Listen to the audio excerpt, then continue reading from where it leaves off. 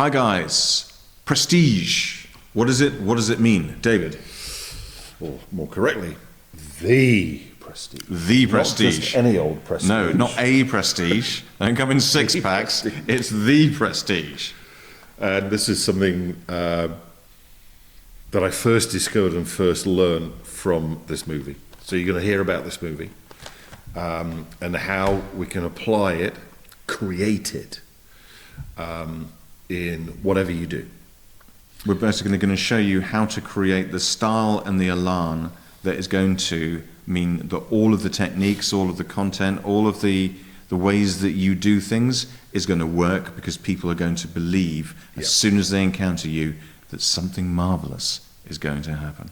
Which is why I refer to the prestige, or subtitle the prestige, as the art and science of expectation management. Having set up your expectations, let's dive in.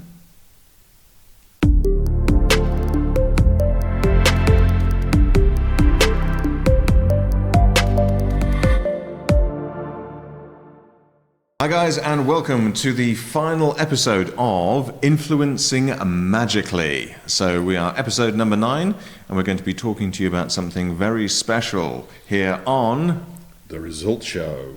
Just remembered it. Very good. So we are going to be talking to you today about the prestige. David, what is that?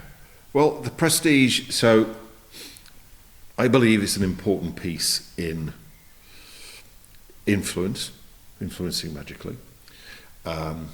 Is it related to Cialdini's 6 rules? No. Will Cialdini's 6 rules work without the prestige? Yes.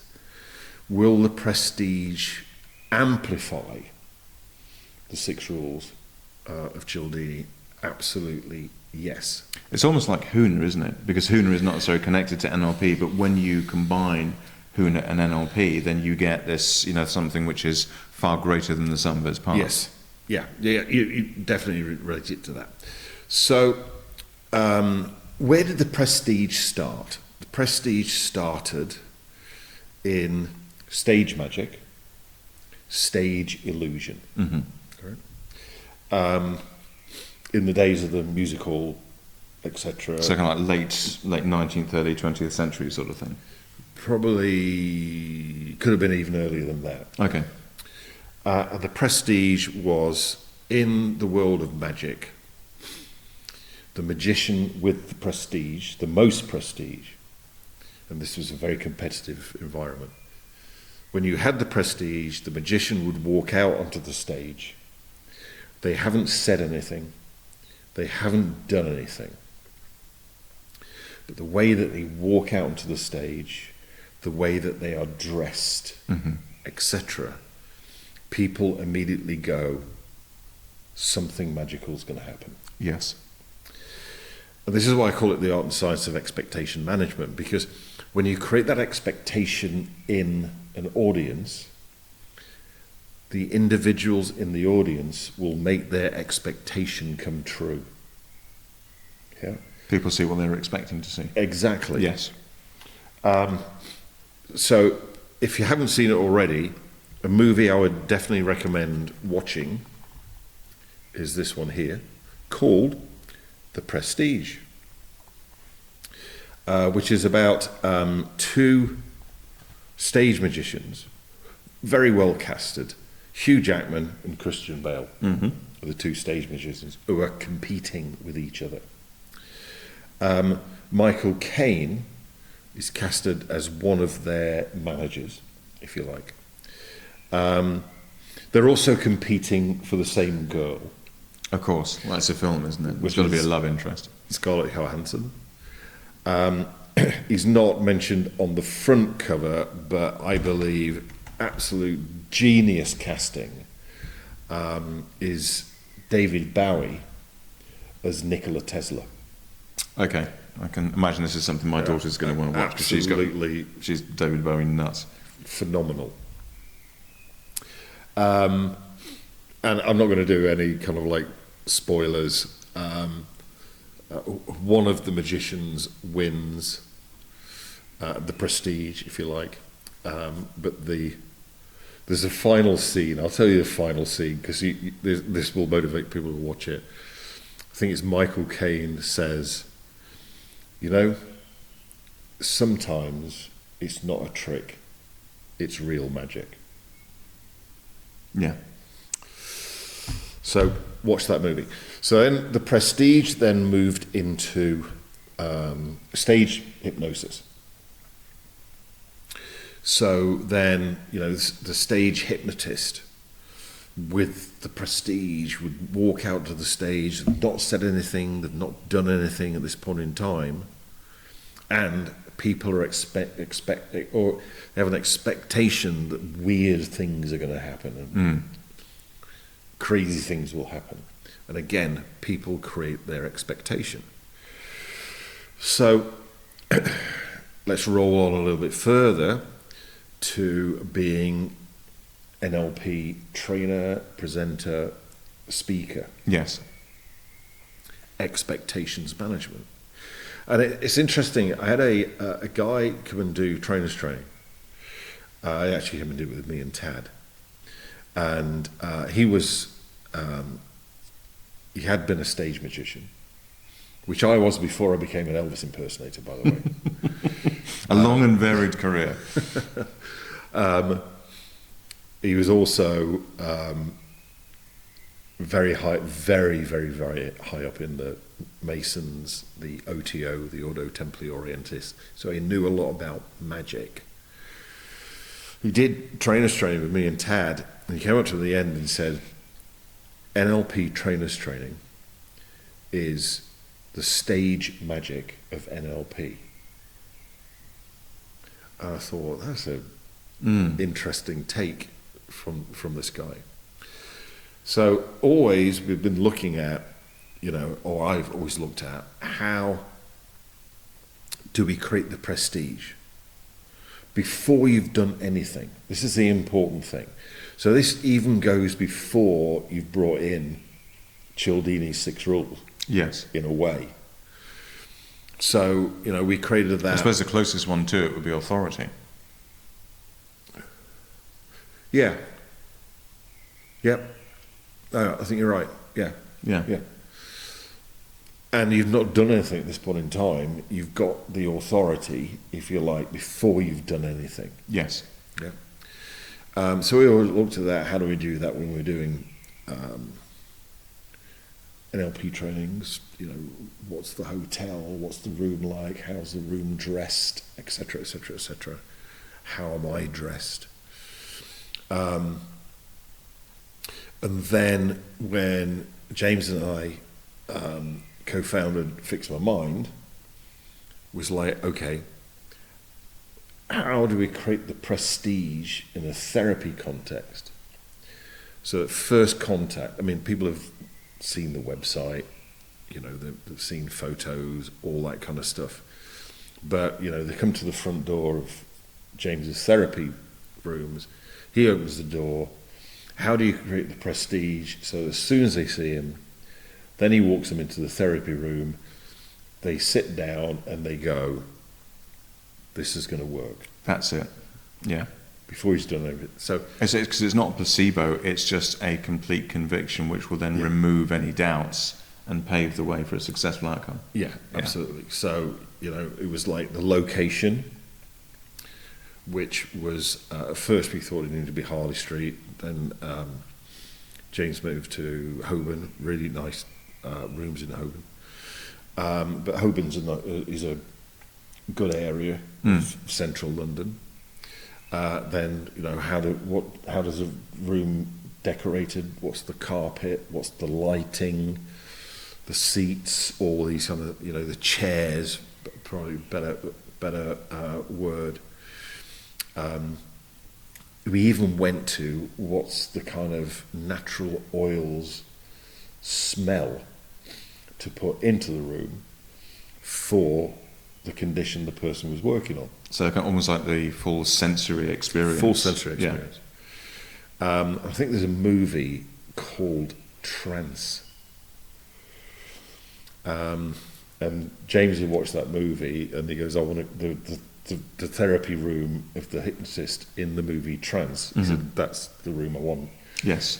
And these chairs, he spent a fortune on these purple chairs for the therapy. So it was like, as soon as somebody came in, they just went like, okay, this is different. This is going to work. Then COVID came along. And I couldn't do trainings with people face to face. James couldn't see therapy clients face to face. So then the question was, how do we create the prestige virtually? Mm-hmm. So, we worked about, so that as soon as somebody comes online, they go, this is going to work. Mm. It's a difficult ask, isn't it? Because you've basically taken this full sensory experience and gone, shh. Yeah. So the first thing we thought of was cameras. We did some research on it and found no.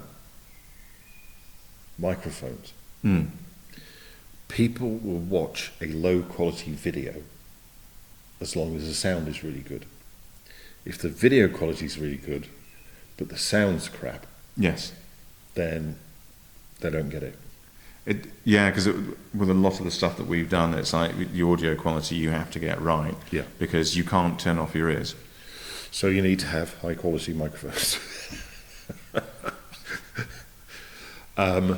This is quite expensive as well. I don't know what makes it so expensive. It might be inflation. It could be. I got it from blowup.com. Please tell me that's... you crack on. It's on their accessories page. Viewers also bought. So then we thought, right, we've got mics, cameras. Mm. But then we went, no, we did some research on it and found that rather than investing money in an expensive camera, lights. Yeah. Because lights will make even the camera in your phone Yes. look great. Yeah, if you've ever gone to, like Madame Tussauds or stuff, there'll be sometimes when you take a photo with your camera phone and it can look brilliant. Mm. But even with, because, we've got like £2,000 worth of camera that you're watching on us now, if the lighting is no good, the picture is going to be poo. Yep. So then we went, I think we were just looking for an excuse to buy new cameras, to be honest with you. You don't need an excuse to buy new cameras, sir. Then we went, okay, cameras, no, background. But in actual fact, now I'm thinking about it, if you're doing a therapy, if you're doing coaching online, whatever it may be, if you're doing a podcast, it's the background. Mm. You see people, they've got all the stuff sorted out, they've got the lights, they've got the microphone, they've got the cameras, all on there. Background is their fridge. Yes. Covered in fridge magnets. Is that going to give you the prestige? No, it's not. So, wherever somebody is now, we do so much stuff online. I mean, everybody's a movie star now. Then, even if you're only in a small place, find somewhere that you can have a nice background. Yeah. That's going to bring the prestige in. Then, finally, okay, if you want to take it up the next notch, cameras. Yes. Yay! Something with a nice bit of glass on the front.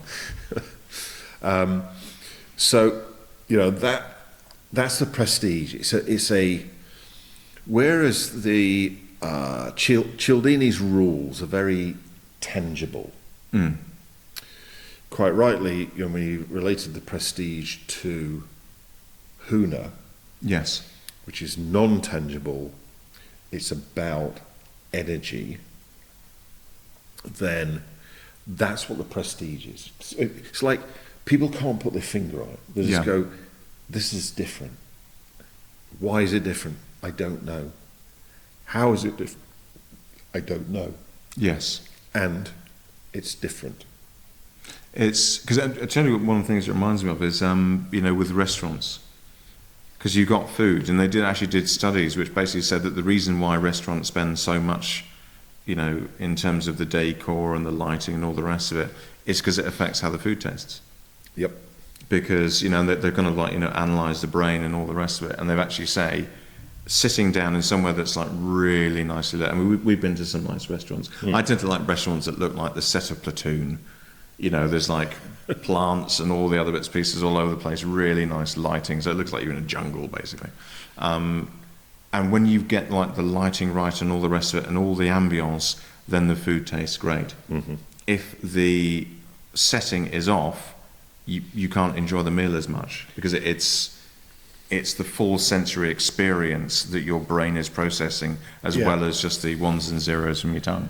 The restaurant that pops into my mind is the old, not the current one, Langhams in Stratton Street, just off of Piccadilly.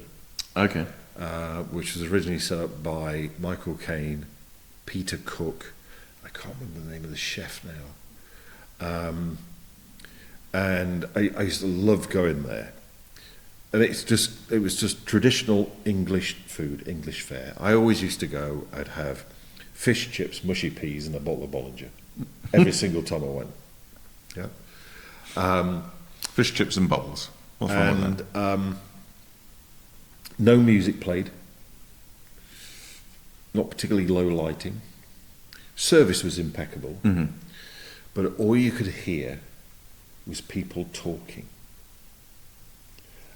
You never saw anybody on their mobile phone. You saw people talking across the table. And because of the acoustics in the place, all you could hear was conversation. This background hum of conversation. Yes. And then, best fish and chips, mushy peas in the world.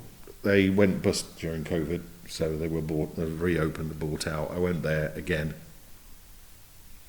Don't go. I could be biased because I don't like sushi, but Langhams was never sushi as far as I was concerned. Yes. Yeah, I think we went to, was it the Blue Elephant or something like that? Yeah. And you had like all these little things, almost like the wooden bridges and stuff, and there was actually little ponds and streams, which was really nice. Yeah, that's the Blue Elephant. Do go to the Blue Elephant if you find one. So, but that's the same thing. It's like Langhams, basic, simple food, nothing fancy. You walked in and immediately you knew you'd gone somewhere special. Yes. Even before you met the doorman or the person who's going to show you to your table, whatever, it was like, okay. It wasn't particularly expensive, I mean, in the grand scheme of things. So that's, you can look at the prestige in everything that you do. Yes. So the question really, and this is really, it's not a rhetorical question. It's almost like it's not what you do, it's the way that you do it. Yeah. So it's almost like with the Cialdini's, like that's what you do. The prestige is the way that you do it. Yeah. The bar that you set yourself in terms of presentation and impact and elan, for the want of a better word. Yeah. So the question for our viewers, and put your answers in the comment if you like, because I'm curious what you come up with whatever you do, whether it's therapy, whether it's coaching, whether it's presenting, whether it's speaking, whether it's training, whatever. How can you create the prestige for what you do? So as soon as somebody comes into your space, as soon as somebody comes into your aura, for want of a better word, they go, right, something special is going to happen. Yes. This is going to work. I'm in the right place. Something magical is going to happen. I'm in the right place. Yeah. Because then, through their expectation, they will create that experience. Yeah. Because I think that's the end of the day, especially in the empowerment space, you can do a lot of work and you can bring a lot of stuff to bear. But at the end of the day, you know, it's like the old joke, isn't it? It's like, how many therapists does it take to change a light bulb? One, but the light bulb has to want to change. Yep. And so because there needs to be the willingness within the individual to affect the change that you want, and this covers all kind of like areas of influence, creating that willingness is about the style, it's about the elan, as well as all the techniques that you actually use in terms of, you know, kind of like what you say, how you position things, the contrasts that you set up, the rationale that you give, the model of the world, or, you know, the self-image that you create inside their head. But all of it is wrapped inside this experience, which is what is the multiplier for success. So it's like, this is different. This is going to work. Yes. Whatever work means. Yes. Yeah. I'm going to get the result. Right, boys and girls, that brings us to the end of Influencing Magically. Good stuff. So we hope that you've enjoyed it. Obviously, if you've got any questions or comments, as per usual, either pop them below or send them to podcast@theresultshow.com. And we will see you next week, where we will be doing something new and interesting. Want to know what that is? Join us then. See you later, guys. See you guys.